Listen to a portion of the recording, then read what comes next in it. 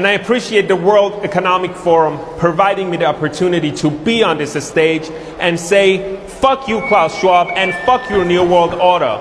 We, the people, were born free, we will stay free, and you and all of your globalist friends, including everyone in this room, can go fuck yourself. Could I say it better? No. I don't know who that person is. Hats off to him. Hats off to him. And maybe it's time for the rest of us to start taking in that attitude. Because it's time. It is time. So welcome back to the channel. I hope that today's little program will be educational. So what I've done is those last few weeks, South Africa has been thrown into a mole where it is projected that, or it feels that we have to choose between Israel and Gaza, or the Palestinians. Now let me make this very, very clear for you. I have no affiliation with Palestine, Gaza, or the Islam faith at all. Nor do I have any affiliation with Israel or their faith as well. None. I am a Protestant. And if you look at the various scriptures and writing in Islam, or according to the Quran, I am called a kafir or kafir. I've explained that a few or two episodes back, the meaning of that, the unbeliever. And in the Talmud, I am referred as a Gentile or a Goyim. So both these religions think they are elevated above me. Both of them think they are better than me. Both of them is under the belief that they are holier than me. Well, whoever that guy is that spoke at WEF, there's your answer. But so be it. So what I've done is, over this last few weeks, I see there's a lot of posts running around and saying that Allah says this and Allah says that. Now, I thought, well, let me do some investigation around this. If you put something up, and is the proof in the pudding. So, consider the fact. Let me start off with our Israeli friends, and I actually want you to go and do your research on this. What is said about the Talmud, about Gentiles and Goyings, and what can be done to us. So according to those documents, religious documents, that if this decision is made that I get killed, that because thou art holier than thou, they cannot be prosecuted. And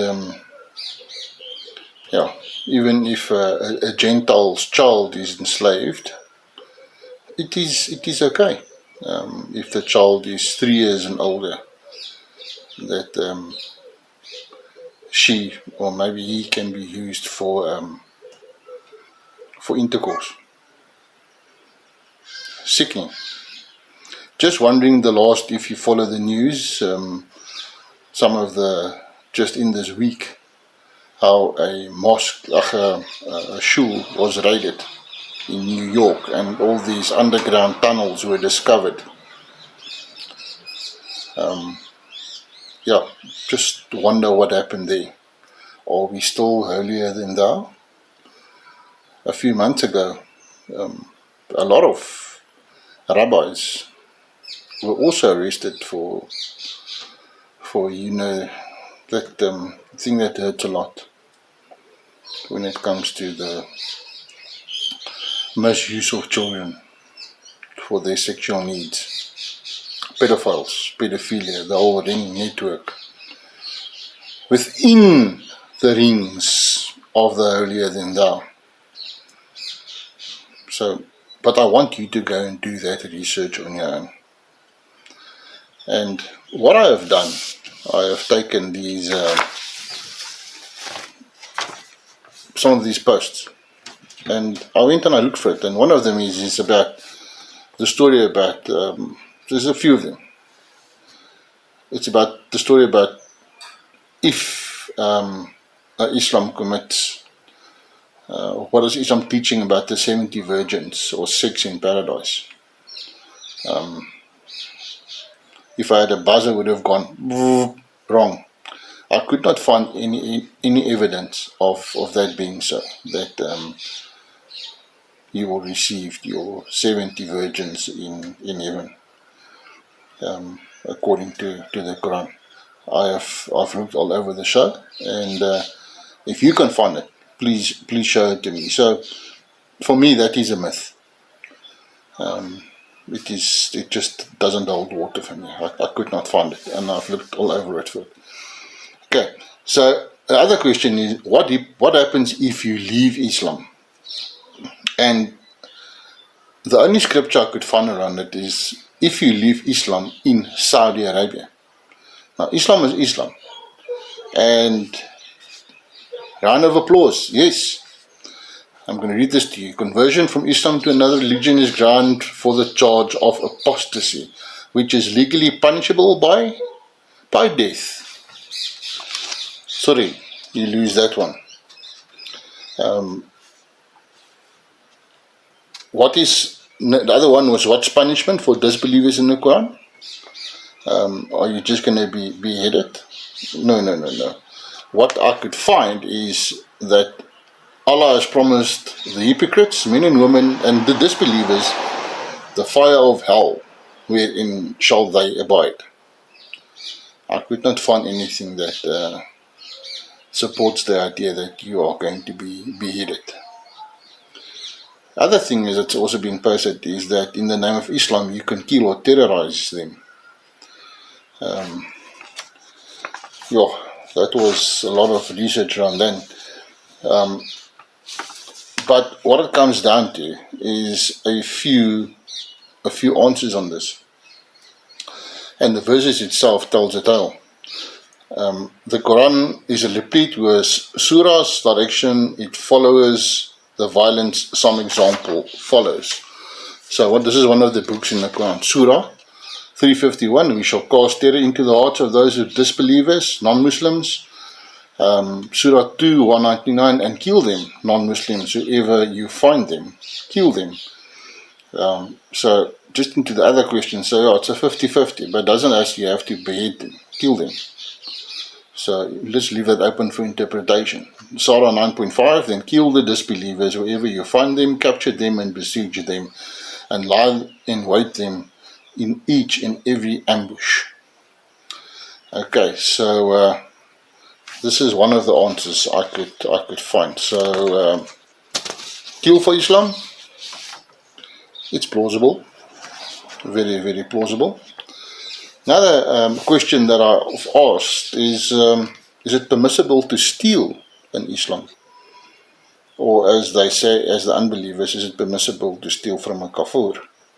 Or kafir, if you want to put it in that way. And the answer is, once again, one of those double answers. One of them is, no, you're not allowed to steal.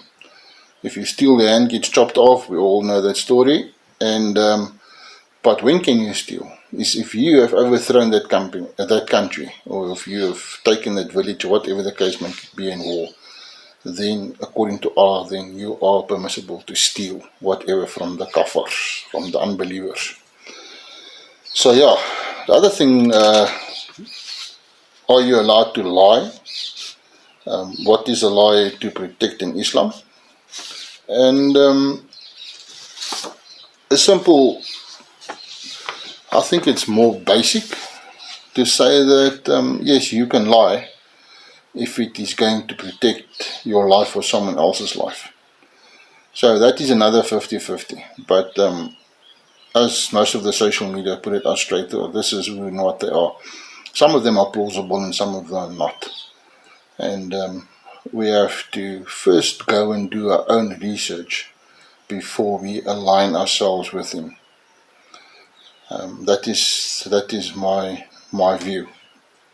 And before I come to the children, and a lot of allegations are made when it comes to children that are placed in marriages under the age and pedophilia and etc. etc.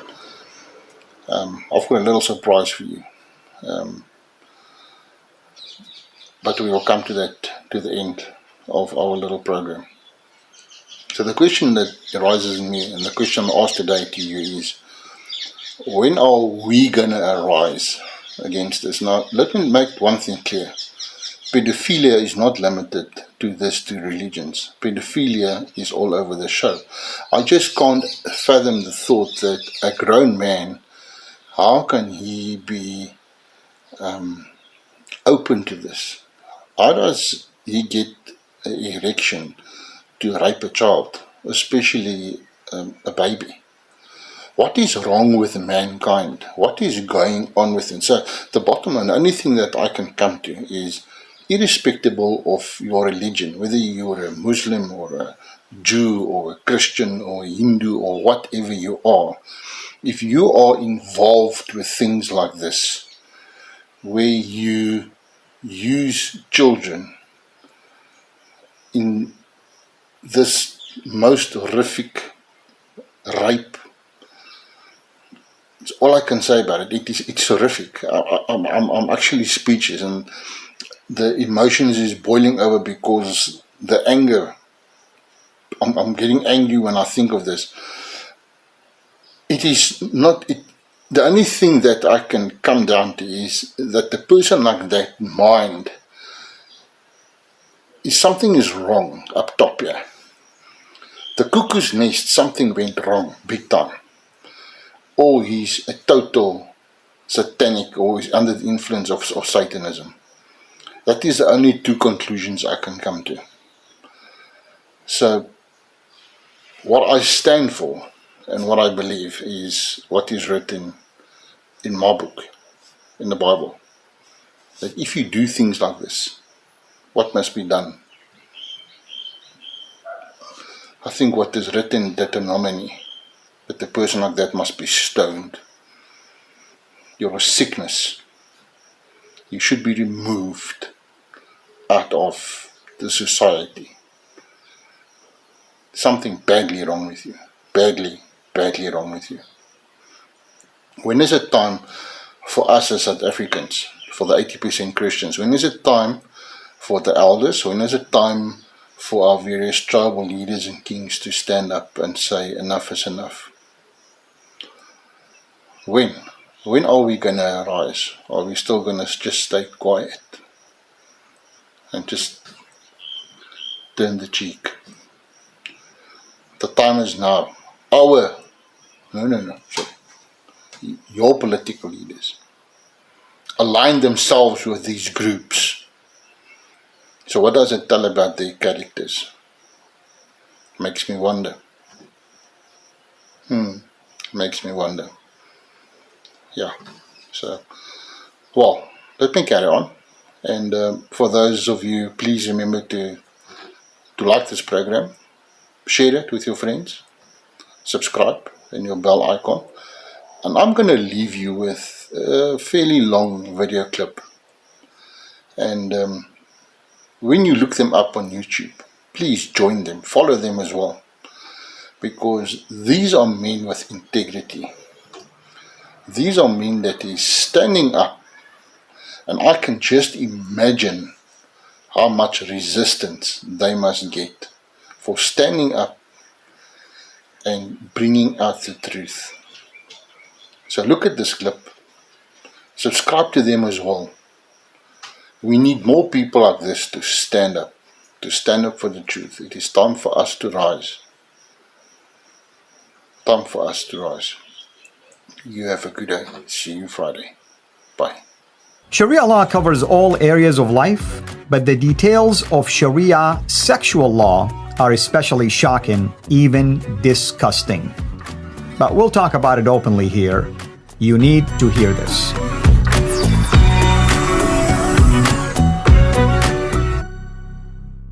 Today we are going to take a look at what we call the Orthodox Aqidah of Islam, or the Islamic Aqidah. And with me here, of course, in studio to unpack all of that for us, our dear brother, Lloyd DeYoung. Lloyd, welcome back, brother, and thank you for the amazing work that you do and for the work that you've done with us so far in this particular series.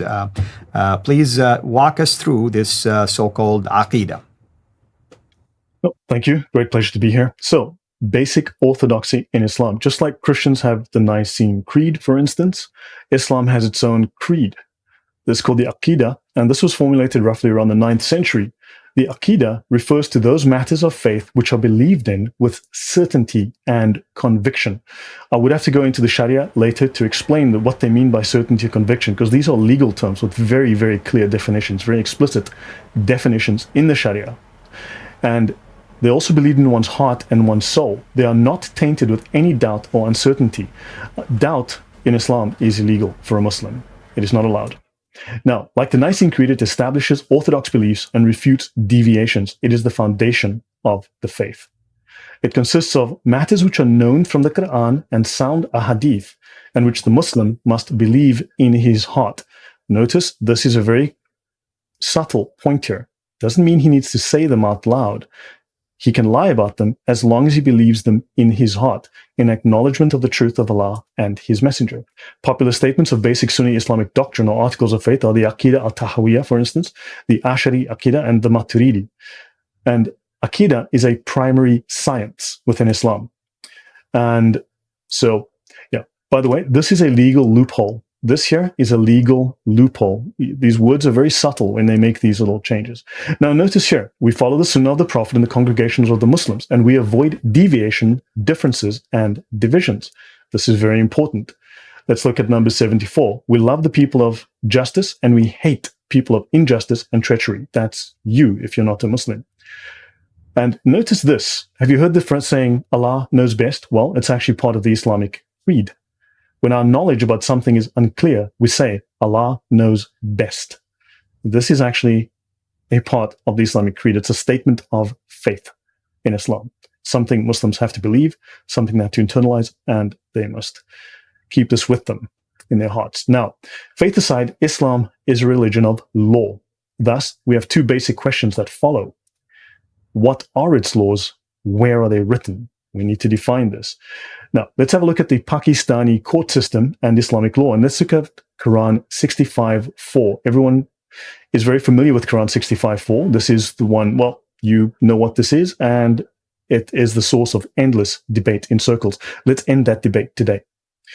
On the basis of the exploratory analysis of the reported cases, the following books are found to be relied upon more frequently by the courts to derive what is an authentic point of Islamic law on a particular issue. 1. The Hidayah, translated by Charles Hamilton, 1791. 2. Digest of Muhammadan Law by Neil Bailey. 3. The Muhammadan Law by Said Amir Ali. And 4. Principles of Muhammadan Law by Dr. Badief Mullah. This is in a paper called The Genealogical Analysis of Islamic Law Books Relied on in the Courts of Pakistan by Professor of Law, PhD, Shahbaz Ahmed Chima, okay, as well as Samir Ozair Khan, Assistant Professor, College of Law, University of the Punjab. So these are two law professors who are telling us which fiqh books are being used in the court system today in Pakistan. Let's have a look. They've mentioned here this Digest of Muhammadan Law by Neil Bailey. Let's have a look at this here. So this is the book here. This goes way back. The British had this translated a long time ago. Al-Fadi, are you there at the moment? I am. Al-Fadi, can you read for me the highlighted section in yellow, please? Yes, it says, fourth, when a man has had sexual intercourse with a girl under the age of 9 years and has ruptured, I cannot see really the rest of the parts. Okay, then I'll read it. Okay, So, rupture the parts. okay. It is unlawful of him to have further connection with her, but she is not released from her ties if connected with him by marriage or slavery. If no rupture has taken place, the prohibition is not incurred according to the most valid opinion. So the most valid opinion is the ijma, the consensus of the scholars. Now, do you know what this means, Al-Fadi? Well, I mean, certainly it's talking about, child, basically rape here. This is when a man has sexual intercourse with his prepubescent wife, right?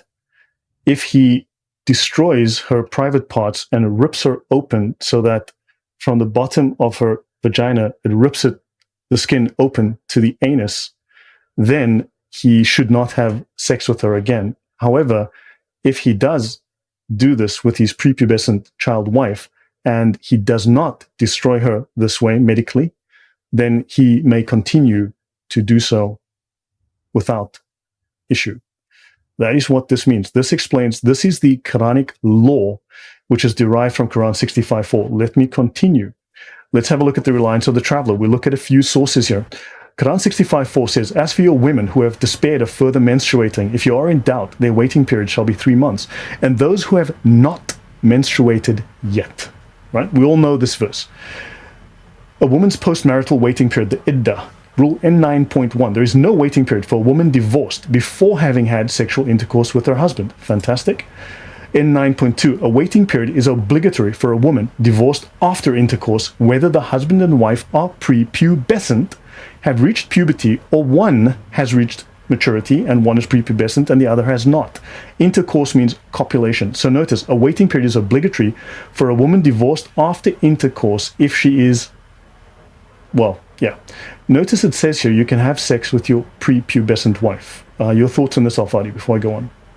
No, I mean, it's very troubling, to be honest with you. And this is the verse that we bring to the forefront, to bring to the attention of our Muslim friends, and yet they adamantly deny that it means this.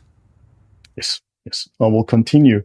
When a woman has been made love to, she must repeat the ghusl. This is the ritual bathing after sex. So when a woman has been made love to, she must repeat the bathing if two conditions exist: that she is not a child, but rather old enough to have sexual gratification. So if she's not a child, she should then bathe. But if she is a child, bathing is not obligatory upon her. I hope this is clear to the audience. So it says here, when you have made love to your wife, she must repeat the bathing if she is not a child. But if she is a child, bathing is not obligatory upon her. A full indemnity is paid for injuries which paralyze these members, or for injuring the peritoneal wall between the vagina and rectum so they become one aperture. So notice, this is recognized in Islamic Reliance 0413, Book of Justice, page 592. This rupturing of this wall between vagina and anus is a recognized issue in Islam, and you can receive compensation for this. Now, final one. This is the Fiqh to Educate Women from the Heavenly Ornaments by Hishti Zever.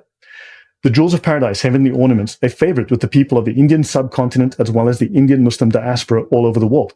It is a comprehensive encyclopedia, in fact, of fiqh, Islamic rituals and morals. 5. If a person has sexual intercourse with a minor girl, bathing will not be obligatory on her, but in order to get into the habit, she should be made to bath. Notice, if you have sexual intercourse with a minor. Fadi, what does minor mean? Well, I mean, minor is just someone who's under the age of puberty, basically. Correct. 2. If a woman is underage, but not so small that if one has intercourse with her, there is a fear of the vaginal tissues tearing to such an extent that the vagina and anus will virtually come together, then by the insertion of the glands of the penis into her vagina, bathing will become obligatory, fard, on the man if he has reached the age of puberty. If he has reached the age of puberty. However, if there is the aforementioned fear in a very minor girl, then the mere insertion of the penis does not render bathing obligatory. We're now seeing in another Islamic law source the very same rulings. But notice they make a distinction between a woman who is underage, a minor, and a very minor girl. Now, I will drop links in the chat later, perhaps in the comments, and I will, so that hopefully that can be pinned. I will show you a fatwa on Islam QA, which discusses this. The Islamic scholars have agreed there is no minimum age for sex with a child in Islam. There is no minimum age. So even sex with infants, infant being defined as a baby in the cradle, is legal. If a person whose testicles have been cut off inserts his penis into the back part of anyone or the vagina of a woman, bathing will be obligatory on both of them if both are mature. So if you have sex with someone, bathing is obligatory if they are both mature. If they're not mature, well, it'll be obligatory on the one who is mature. So, Fadi, Al-Fadi, your thoughts on that? This is from Baish Zever. It's an encyclopedia of Islam dealing in a very simple way with the tenets and principles to practice in day-to-day life. Al-Fadi, your thoughts, please. There is nothing to say here, brother. I mean, it's just as disgusting as it sounds, actually. And we want to apologize to our audience. That's not our intent, but we want to share with you from these sources. That's what these sources are saying. So you can see why this is a very troubling issue. If it is anything outside of Islam, people will be jumping all over it and saying this is child abuse. But here we go. This is what Islam and its Sharia teach. Let's see how many people will make that claim now. Right. So shall I continue or shall we end here? I would say let's end here and then we will come back again. But what should people expect next time? So I will continue with some more of these laws because I want to settle the matter of Quran 65:4. I want to show how the Quranic verse and the hadith of Aisha were then taken into doctrine and then transmitted into law and now expressed as a legal right, as permission to have sex with underage prepubescent minors. In fact, even with infants, and we will see that as well. Yeah.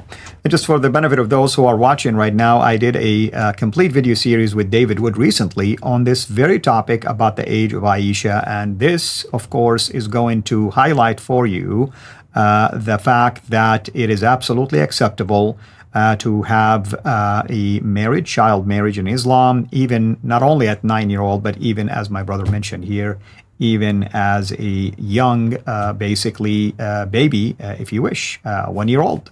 So I hope that everyone is going to be watching this, sharing it with others, and for the purpose, of course, to wake up our Muslim friends from this deep sleep that they're in, because not a whole lot of them actually will be aware of things like this, but these are their own rulings and their own primary sources. Thank you, brother. This is Al-Fadi, over and out. Take care. God bless. Thank you for watching this video. Be sure to like and subscribe to our channel Sira International and click on the bell so that you receive notifications whenever we publish a new video or go live. I would also like to appeal to you to consider becoming a Patreon patron by clicking the link right below. By doing so, you can give towards the production of these videos. There are also other options for you where you can give to our channel. I thank you from the bottom of my heart.